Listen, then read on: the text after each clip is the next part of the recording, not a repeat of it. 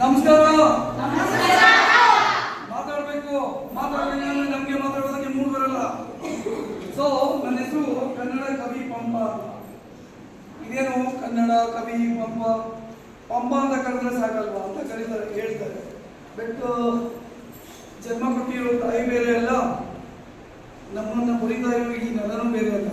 ಹಾಗಾಗಿ ತಾಯಿಗೆ ಏನು ಮರ್ಯಾದೆ ಕೊಡ್ತೀವೋ ಅಷ್ಟೇ ಮರ್ಯಾದೆ ನಮ್ಮೆಲ್ಲರಿಗೂ ಕೊಡಬೇಕಾದಂಥ ಪ್ರಸಂಗ ಬಂದಿದೆ. ನಾವಿವತ್ತು ಈಗ ನಾನು ಈ ಸಂದರ್ಭದಲ್ಲಿ ಅಂದ್ಕೊಂಡಿರ್ಲಿಲ್ಲ ಈ ಒಂದು ಫಂಕ್ಷನ್ಗೆ ಬಂದು ನಾನೇನೋ ಮಾತಾಡ್ತೀನಿ ಅಂತ. ಸ್ವಲ್ಪ ಧ್ವನಿ ಬಿದ್ದೋಗಿದೆ, ನಿಮ್ಮನ್ನು ತಲುಪಲಿಲ್ಲ ಅಂದರೆ ದಯವಿಟ್ಟು ಕ್ಷಮೆ ಇದೆ. ಈಗ ವಿಷಯಕ್ಕೆ ಬಂದ್ಬಿಡೋಣ. ಒಂದಷ್ಟು ಸ್ಟ್ಯಾಂಡಪ್ ಕಾಮಿಡಿ ಕಾರ್ಯಕ್ರಮಗಳನ್ನ ಕೊಡ್ತಾ ಇದ್ದೀವಿ.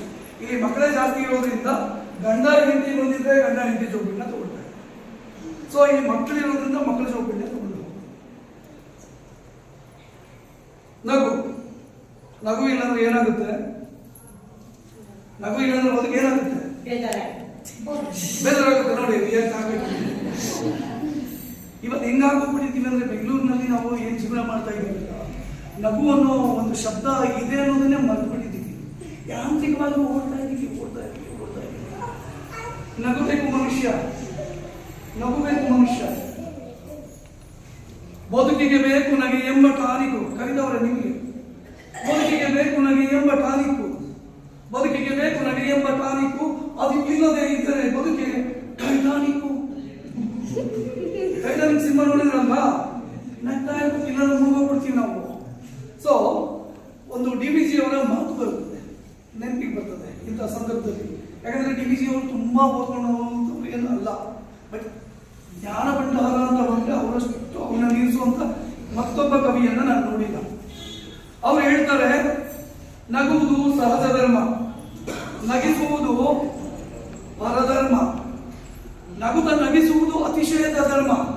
ನಾನು ನಿಮ್ಮನ್ನು ನಗಿಸಲು ಪ್ರಯತ್ನ ಪಟ್ಟರು, ನೀವು ನಗದಿದ್ದರೆ ಅದು ನನ್ನ ಕರ್ಮ ಕರ್ಮ ಕರ್ಮ. ಈ ತರದ ಸಂದರ್ಭಗಳು ಒಂದಿದೆ. ಈಗ ಮಕ್ಕಳು ವಿಷಯಕ್ಕೆ ಬರೋಣ. ಸಣ್ಣ ಸಣ್ಣ ವಿಷಯಕ್ಕೆ ನಾವು ಟೆನ್ಷನ್ ಮಾಡ್ಕೊತೀವಿ.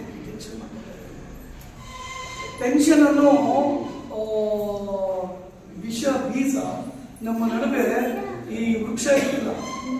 ದೇವರು ಕೊಟ್ಟಿರ್ತಕ್ಕಂತಹ ಈ ವೃಕ್ಷ ಬಾಡಿ, ನಮ್ಮ ತನು, ಇದರೊಳಗಿರ್ತಕ್ಕಂತಹ ಆತ್ಮ ಕಲುಷಿತಗೊಳ್ತಾ ಇದೆ. ಯಾಕೆ?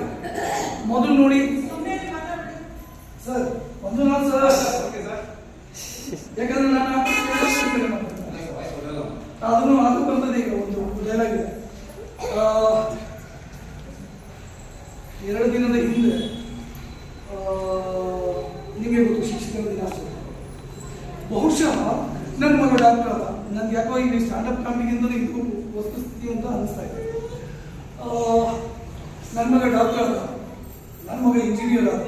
ಎಷ್ಟೊಂದು ಕಷ್ಟಪಟ್ಟು, ಎಷ್ಟು ಕಷ್ಟಪಟ್ಟು ಅವರನ್ನು ನಾನು ಸಾಕಿದೆ ಗೊತ್ತೇ. ಹಂಗೆ ನನ್ನ ಮಗ ಹೇಗಿದ್ದಾನೆ ಗೊತ್ತಾ? ಫಾರಿನಲ್ಲಿ ಹೋಗಿ ನೋಡ್ಬೋದಿದ್ದಾನ. ನೀನು ಕಷ್ಟಪಟ್ಟಲ್ಲಪ್ಪ, ಓಕೆ, ಎಲ್ಲ ಓಕೆ. ಈ ಡಾಕ್ಟ್ರು, ಇಂಜಿನಿಯರು, ಆಳು ಮೂಳು, ಇವತ್ತೇನು ಬದುಕಿಗೆ ಒಬ್ಬ ಮನುಷ್ಯ ಎತ್ತರದ ಮಟ್ಟಿಗೆ, ಎತ್ತರದ ಸ್ಥಾಯಿಗೆ ಬೆಳೆದಿದ್ದಾನಲ್ವಾ, ಅವನು ಬೆಳೆದಿರೋದ್ರ ಹಿಂದೆ ಅಪ್ಪ ಹೇಳ್ತಾನೆ ನನ್ನ ಪರಿಶ್ರಮ ಇದೆ, ಅಮ್ಮ ಹೇಳ್ತಾಳೆ ನನ್ನ ಪರಿಶ್ರಮ ಇದೆ. ಗುರು ಯಾವ ಕಡೆ ಹೋಗ್ಬೇಕು? ಯಾವುದೇ ಪ್ರತಿಫಲ ಅಪೇಕ್ಷೆ ಇಲ್ಲದೆ ಸಂಬಳ ಕೊಡ್ತಾ ಇಲ್ವಾ? ಹಂಗೆ ಹೇಳುತ್ತಿದೆ. ಸಂಬಳ ಕೊಡ್ತಾರೆ, ಅವರ ಜೀವನ ನಿರ್ವಹಣೆ ನಡೀಬೇಕಲ್ಲ, ಆ ಸಂಬಳಕ್ಕೆ ಕಂಪೇರ್ ಮಾಡಬೇಕು. ಶಿಕ್ಷಕರ ವೃತ್ತಿ ಅನ್ನೋದು ತುಂಬಾ ಮೇಲ್ದರ್ಜೆಗೆ ತಗೊಂಡು ಹೋಗುವಂಥದ್ದು. ಅದಕ್ಕೆ ಸೀಮಾತೀತವಾದಂತಹ ವಿಭಿನ್ನವಾದಂತಹ ಸ್ಥಾನ ಇದೆ ಗುರುವಿಗೆ. ಇಲ್ಲಿ ಎಲ್ಲರೂ ಗುರುಗಳಿದ್ದೀವಿ. ಹಾಗಾಗಿ ಬಹುಶಃ ಈ ಸಂದರ್ಭದಲ್ಲಿ ಸ್ಟ್ಯಾಂಡಪ್ ಕಾಮಿಡಿಗಿಂತಲೂ ಗುರುಗಳ ಬಗ್ಗೆ, ಗುರು ಶಿಷ್ಯರ ಸಂಬಂಧಗಳ ಬಗ್ಗೆ ಮಾತಾಡೋದು ಉಚಿತ ಅಂತ ನನಗೆ ಅನಿಸ್ತು ಈ ಕ್ಷಣಕ್ಕೆ. ಬಹುಶಃ ಭಗವಂತ ನನ್ನಲ್ಲಿ ಅದು ಸ್ಫೂರ್ಣ ಆಗುತ್ತೆ. ಮೊದಲು ನನಗೆ ಆಲೋಚನೆ ಬಂದಿದ್ದು ಸ್ಟ್ಯಾಂಡಪ್ ಕಾಮಿಡಿ ಮಾಡಬೇಕು ಅಂತ. ಬಟ್ 5-10 ನಿಮಿಷದಲ್ಲಿ ಅತಿ ಅದ್ಭುತವಾಗಿ ಮಾತನಾಡುವುದಾದ್ರೆ ಗುರುಗಳ ಬಗ್ಗೆ ಮಾತಾಡೋದು ಏನಾಗಿದೆ. ಇವತ್ತು ಗುರುಗಳನ್ನು ನಾನು ಒಂದು ಸಂದರ್ಭ ಇತ್ತು, ಗುರುಗಳು ಯಾವುದೇ ಪ್ರತಿಫಲ ಅಪೇಕ್ಷೆ ಇಲ್ಲದೆ ವಿದ್ಯೆಯ ದಾನವನ್ನು ಮಾಡ್ತಾರೆ.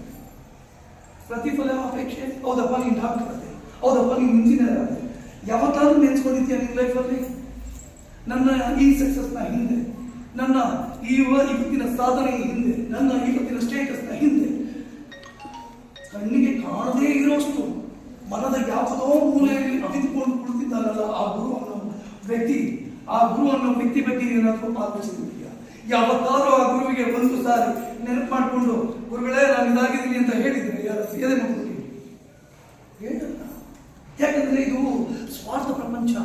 ನಾನಾಯ್ತು, ನನ್ನ ಬದುಕಾಯ್ತು, ನನ್ನ ಮನೆ ಆಯ್ತು, ನನ್ನ ಮನೆ ಚೆನ್ನಾಗಿರ್ಬೇಕು, ನನ್ನ ಬದುಕು ಚೆನ್ನಾಗಿರ್ಬೇಕು, ನನ್ನ ಮಕ್ಕಳು ಬೆಳಿಬೇಕು, ಗಂಡನ ಮನೆ ಹಾಳಾಗ್ಬೇಕು. ಭಗತ್ ಸಿಂಗ್ ಬೇಕು ನಮ್ಗೆ, ನೇತಾಜಿ ಸುಭಾಷ್ ಚಂದ್ರ ಬೇಕು ನಮ್ಗೆ, ಆದ್ರೆ ನಮ್ಮ ಮನೆಯಲ್ಲಿ ಬೇಡ.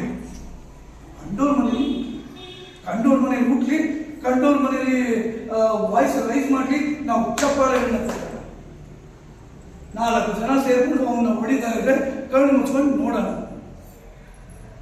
ಹತ್ರ ಹೋದ್ರೆ ನಮ್ಮನ್ನು ಸಾಯಿಸ್ಬಿಡ್ತಾರೆ, ನಾವೇನ್ ಬರುವುದು? ಈ ತರದ ಸ್ವಾರ್ಥ ಪ್ರಪಂಚದಲ್ಲಿ ನಾವು ಇವತ್ತು ಓಡಾಡ್ತಾ ಇದ್ದೀವಿ. ಒಂದು ಸಾರಿ ನಾವು ಮನುಷ್ಯರನ್ನೋದನ್ನ ನೆನಪು ಮಾಡ್ತಿದ್ದಲ್ಲ. ಗುರು ಬ್ರಹ್ಮ, ಗುರು ವಿಷ್ಣು, ಗುರು ದೇವೋ ಮಹೇಶ್ವರ, ಗುರು ಸಾಕ್ಷಾತ್ ಪರಬ್ರಹ್ಮ ತಸ್ಮೈ ಶ್ರೀ ಗುರುವೇ ನಮಃ ಅಂತಾರೆ. ಗುರುವನ್ನ ತ್ರಿಮೂರ್ತಿಗಳ ರೂಪದಲ್ಲಿ ನೋಡ್ತಾರೆ. ಓಕೆ, ಮನೆಯ ಮೊದಲ ಪಾಠಶಾಲೆ, ತಾಯಿ ತಾನೇ ಮೊದಲ ಗುರು. ಓಕೆ, ಹುಟ್ಟಿದಾಗ ಮಗುವಿಗೆ ಮಾತೇ ಬರಲ್ಲ, ಅಳ್ತದೆ. ಆ ಅಳೋದ್ರಿಂದ ಇರೋ ಸೀಕ್ರೆಟ್ ಯಾರಿಗೂ ಗೊತ್ತಿಲ್ಲ. ಆ ಅಳೋದ್ರಿಂದ ಏನಿದೆ ಗೊತ್ತಾ? ಈ ಕೆಟ್ಟ ಪ್ರಪಂಚಕ್ಕೆ ನಾನು ಬಂದಲ್ಲ ಅಂತಕ್ಕಂತಹ ಒಂದು ಸಂಕೇತ. ಇದು ನಮ್ಮ ಗುರುಗಳು ನಮಗೆ. ನಮ್ಮ ಗುರುಗಳ ಪ್ರತಿ ಮಾತುಗಳನ್ನು ಕೂಡ ನಾನು ಚಾಚು ತಪ್ಪದೆ ಅನುಸರಣೆ ಮಾಡ್ಕೊಂಡು ಹೋಗ್ತಾ ಇದ್ದೀನಿ. ಬಸವಣ್ಣನವರು ಹೇಳಿದ್ರು, ನುಡಿದಂತೆ ನಡೆಯಿತು, ನುಡಿದರೆ ಮುತ್ತಿನ ಹಾರದಂತಿರಬೇಕು, ನುಡಿದರೆ ಮಾತು ಸ್ಫಟಿಕದ ಸಲಾಕೆಯಂತಿರಬೇಕು, ನುಡಿದರೆ ಮಾತು ಯಾಕಂದ್ರೆ ಗೊತ್ತಾ?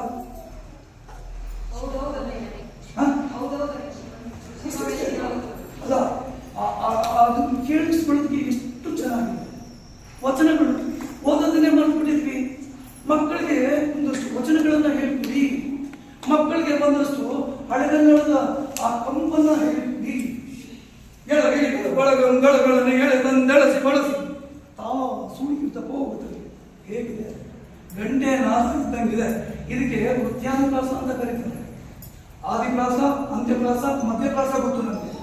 ಆದರೆ ಈ ವೃತ್ಯಾನುಪ್ರಾಸ ಅಂತ ಇದೆಯಲ್ಲ, ಈ ಮಾಲೆ ಇದ್ದಂಗಿದೆ. ಎಳ ಗಿಳಿ ಗಳ ಬಳ ಗಮ್ ಗಳ ಗಳ ಎಳಿ ತಂದು ಎಳಸಿ ನೋಡಿ, ಎಷ್ಟು ಚೆನ್ನಾಗಿದೆ.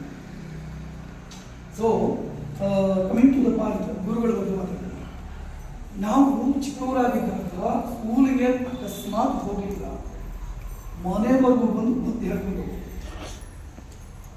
ರೈಟ್, ಮನೆಗೆ ಹೋಗ್ಬೋದು. ಆಮೇಲೆ ಸ್ಕೂಲ್ಗೆ ಹೋಗ್ತೀನಿ ಅಂತ ಹೇಳ್ಬಿಟ್ಟು ಈಜು ಹೊಡಿಯೋದಕ್ಕೋ ಹಳ್ಳಕ್ಕೋ ಇನ್ನೊಂದಕ್ಕೂ ಹೋಗಿ ಜೀವನ ಬಿಡಿಸೋದು ಇದನ್ನೆಲ್ಲ ಮಾಡ್ತಾ ಇದ್ದೀವಿ. ಪ್ರತಿಯೊಬ್ಬರ ಜೀವನದಲ್ಲೂ ಕೂಡ ಒಂದೊಂದು ಸಿಹಿ ಘಟನೆಗಳು ಇದ್ದೇ ಇರ್ತದೆ. ರಜೆಯ ಏನಂತೀರಪ್ಪ, ಇವತ್ತು ಬಂಕ ಸ್ಕೂಲ್ಗೆ ಬಂಕ್ ಹಾಕೋದಂತೀರಾ? ಇವತ್ತಿನ ಜನರೇಷನ್ ಅವರು ನಾವೆಲ್ಲ ಬಂಕು ಅಂತ ಹೇಳಿದ್ರೆ ಚಕ್ಕರ್ ಹಾಕೋದು ಅಂತ ನಮ್ಮ ಕಡೆ ಇತ್ತು. ಅಟೆಂಡೆನ್ಸ್ ಆಗ್ತಾ ಇರಲಿಲ್ಲ, ಮನೇಲಿ ಮಾತ್ರ ಎಲ್ಲ ಏನೋ ಹೇಳ್ಬಿಟ್ಟು ಸ್ವಲ್ಪ ಬಾಲ್ಯಕ್ಕೆ ಹೋಗೋಣ. ಇದು ಒಂದು ಒಳ್ಳೆ ಸಂದರ್ಭ ನಮ್ಮ ಬಾಲ್ಯವನ್ನ ನೋಡಿ. ಈಗ ನನಗೆ 40, ಇದರಲ್ಲಿ ಕೆಲವರಿಗೆ 25 ಆಗಿರ್ಬೋದು, ಕೆಲವರಿಗೆ 40 ಆಗಿರ್ಬೋದು, ಕೆಲವರಿಗೆ 30 ಆಗಿರ್ಬೋದು, ಕೆಲವರಿಗೆ 25 ಆಗಿರ್ಬೋದು. ಹೆಣ್ಮಕ್ಳಂತೂ ಏಜ್ ಹೇಳಲ್ಲ, ಬೇರೆ ಪ್ರಶ್ನೆ. ಓಕೆ, ಆದ್ರೆ ಒಂದು ಸತ್ಯ ಏನಂದ್ರೆ, ಬದುಕಿನ ಸತ್ಯ ಏನಂದ್ರೆ, ನಮ್ಗೆ ಏಜ್ ಆಗುತ್ತೆ, ನಾವು ಬೇಡ ಅಂದ್ರೂ ಕೂಡ ಈ ದೇಹದ ಮೇಲಿನ ವ್ಯಾಮೋಹ ಕಮ್ಮಿ ಆಗುವಂತ ಸಂದರ್ಭಗಳು ಬಂದಿರುತ್ತೆ. ಕಾಯ ಕರ್ರನೆ ಕಂದಿತರ ಏನಯ್ಯ, ಕಾಯ ಮಿರ್ಗನೆ ಮಿಂಚಿದರೆ ಏನಿಲ್ಲ. ಅಂತರಂಗ ಶುದ್ಧವಾದ ಬಳಿಕ ಚೆನ್ನಮಲ್ಲಿಕಾರ್ಜುನ ಲಿಂಗೋಪದಿಂದ ಹೊಡೆದ ಬಳಿಕ ನಶ್ವರ ಕಾಯಿಗಳು ಹೇಗಿದ್ದರೆ ಅಕ್ರಮ ಎಷ್ಟು ಒಳ್ಳೆ ಶಬ್ದಗಳು. ಇವತ್ತು ನಾವಿಗೆ ಪೂಜೆ ಮಾಡಿದ್ವಿ ಗಣೇಶನ, ಆದರೆ ಮೂರ್ತಿ ಪೂಜೆಯನ್ನ ಬೇಡ ಅಂತ ಹೇಳಿದಂತ ಮಹಾನ್ ಭಾವ ಇದ್ದಾರೆ. 12ನೇ ಶತಮಾನದಲ್ಲಿ ಹೊಡೆದು ಬಿಡ್ತಾರೆ. ಕಲ್ಲು ಮನೆ ಮಾಡಿ ಆ ಕಲ್ಲು ಮೇಲೆ ಕಲ್ಲ ಕಡಿದರೆ ದೇವರೆತ್ತ ಹೋದನು, ಉಳಿ ಮುಟ್ಟಿದ ಲಿಂಗವ ಮನ ಮುಟ್ಟುಕೊಳ್ಳುವುದೇ. ಇತ್ತಲ್ಲ ಜಲ ಕೂಡಿ ಭಕ್ತಿ ಅಂದ್ರೆ ಒಳ್ಳೆ ಮುನ್ಸೆ ತೊಳೆದ್ರೆ ಉಳಿ ಸಿಕ್ಕುತ್ತಾ? ಇಲ್ಲ, ಅದನ್ನ ಗಿಂಡಿಗೆ ಹಾಕ್ಬೇಕು. ಗಿಂಡಿ ಅಂದ್ರೆ ಗೊತ್ತಲ್ಲ, ಬೋಲ್. ಇವತ್ತಿನ ಭಾಷೆ ಬೋಲ್, ನಾವು ಗಿಂಡಿ ಅಂತೀವಪ್ಪ. ಓಕೆ, ಸೊ ಈ ತರ ತೋರಿಕೆಯ ಭಕ್ತಿ ಬೇಡ ನಮಗೆ. ಅಂತರ್ ಬರ್ತಿಬೇಕು, ಅಂತರ್ ಕಣ್ಣು ಓಪನ್ ಆಗಬೇಕು. ಸೊ ಗುರುಗಳನ್ನ ದಯವಿಟ್ಟು ನೆನೆಸ್ಕೊಳ್ಳಿ. ಕಣ್ಣು ಮುಚ್ಕೊಳ್ಳಿ ಒಂದು ನಿಮಿಷ ಎಲ್ಲ ಪ್ಲೀಸ್. ಬಹುಶಃ ನಿಮ್ಮ ಜೀವನದಲ್ಲಿ ಒಂದು ಯಾರಿಗೆ ಎಷ್ಟು ಏಜ್ ಆಗಿದ್ದೀವಿ 6ನೇ ವಯಸ್ಸಿಗೆ ಹೋಗಿ ಎಲ್ಲರೂ. ಈಗ 6ನೇ ವಯಸ್ಸಿನಲ್ಲಿ ಇರೋರು ಹೋಗೋದು ಬೇಡ, ಮತ್ತೆ ಹೊಟ್ಟೆ ಸೇರ್ಕೊಂಡ್ಬಿಡ್ತೀರಾ ಮುಂದೆ. 6ನೇ ವಯಸ್ಸಿಗೆ ಹೋಗಿ ಹಂಗೆ ನೀವು ಮಾಡ್ತಾ ಇದ್ದ ತುಂಟಾಟಗಳು ಒಂದು 3ನೇ ವರ್ಷಕ್ಕೆ ಹೋಗಿ ಮೇಲೆ ಎಷ್ಟು ಸಾಧ್ಯ ಆಗುತ್ತೆ ನಿಮ್ಮ ನೆನಪು. ನಿಮ್ಮ ತಾಯಿನ ನೀವು ಫಸ್ಟ್ ಅಮ್ಮ ನಿಮ್ಗೆ ನೆನಪಿರಲ್ಲ, ಅಮ್ಮನ ನೆನಪಿರುತ್ತೆ. ಒಂದು 3 ವರ್ಷಕ್ಕೆ ಹೋಗಿ ನೀವು ಮಾಡ್ತಾ ಇದ್ದ ಕಿರಿಕಿರಿಗಳು. ಚಂದಮಾಮ ತೋರ್ಸ ಕಾಲದವ್ರು ಇದ್ದೀರಿ. ಚಂದಮಾಮ ಬರ್ತಾನೆ ನೋಡಲ್ಲಿ, ಚಂದಮಾಮ ತಿನ್ನಮ್ಮ ಅಂತ ಹೇಳ್ಬಿಟ್ಟು ನಮ್ಗೆ ಚಂದಮಾಮ ಕೊಟ್ಟು ತೋರಿಸಿ ಸುಳ್ಳು ಹೇಳ್ತಾ ಇದ್ರು. ಚಂದಮಾಮ ಬರ್ತಾನೆ ಅನ್ಕೊಂಡು ನಾವು ಮಾಮಗೋಸ್ಕರ ವೇಟ್ ಮಾಡ್ತಾ ಇದ್ವಿ. ಆದ್ರೆ ತಾಯಿ ಸ್ವೀಟ್ ಆಗಿ ಸುಳ್ಳು ಹೇಳ್ತಾರೆ. ಸುಳ್ಳು ಬೇಕು ಮನುಷ್ಯನಿಗೆ. ಬನ್ನಿ ಹಂಗೆ ಒಂದು 6 ವರ್ಷಕ್ಕೆ ಬನ್ನಿ, 7 ವರ್ಷಕ್ಕೆ ಬನ್ನಿ. ನೀವು ಫಸ್ಟ್ ಕಂಪ್ಲೇಂಟ್ ನಿಮ್ಮ ಅಮ್ಮ ಹುಚ್ಚನಾಯಿ ಹೊಡೆದಾಗ ಅವತ್ತಿನ ಕಾಲದಲ್ಲಿ, ಇವತ್ತು ಹೊಡೆಯಲ್ಲ. ಯಾರಲ್ಲಿ ನೀವು ನನ್ನ ಮಗನ ಮುಟ್ಟೋದಕ್ಕೆ ಯಾರು ರೈಟ್ಸ್ ಕೊಟ್ಟರು, ನೀವು ಯಾರು ರೈಟ್ಸ್ ಕೊಟ್ಟರು ಅಂತ ಕೇಳ್ತಾರೆ. ಫಸ್ಟ್ ಗುರುವಿನ ಕೈಯಲ್ಲಿ ಹೇಳ್ತಿದ್ದಂತೆ ನಾನು ನೆನ್ಪು ಮಾಡ್ಕೊಳ್ಳಿ.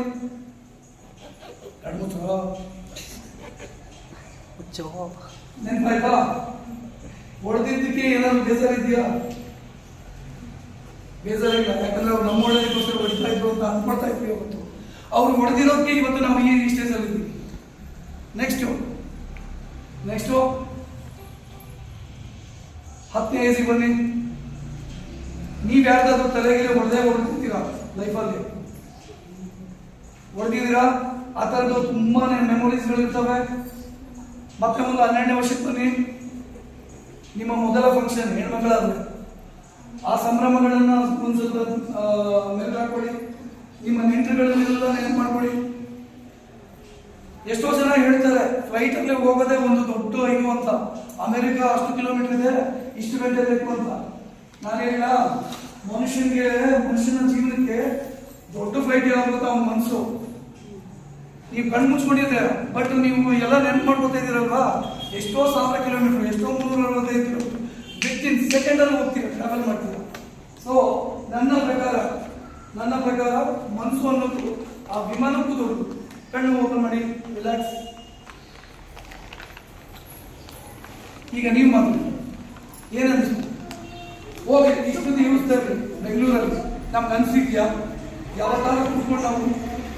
ಆದ್ರೆ ಮಕ್ಕಳನ್ನ ತಪ್ಪು ಮಾಡಿದಾಗ ಮಕ್ಕಳನ್ನ ಹೊಡೆಯುವಂತ ಸಂದರ್ಭದಲ್ಲಿ ನಾವು ಹೆಂಗಿದ್ರಿ ಗೊತ್ತಾ? ನಮ್ಮ ಅಪ್ಪ ಅಮ್ಮ ಹೆಂಗ್ ಹೊಡಿತಿದ್ರು ಗೊತ್ತಾ? ನಿಮಗೆ ಬರೀ ಒಂದು ಮಾತು ಹೇಳಿದ್ರೆ ಊಟ ಬಿಟ್ಬಿಡ್ತೀರಿ, ಇನ್ನೊಂದು ಬಿಟ್ಬಿಡ್ತೀರಿ ಅಂತ. ಸಾಕಲ್ವಾ?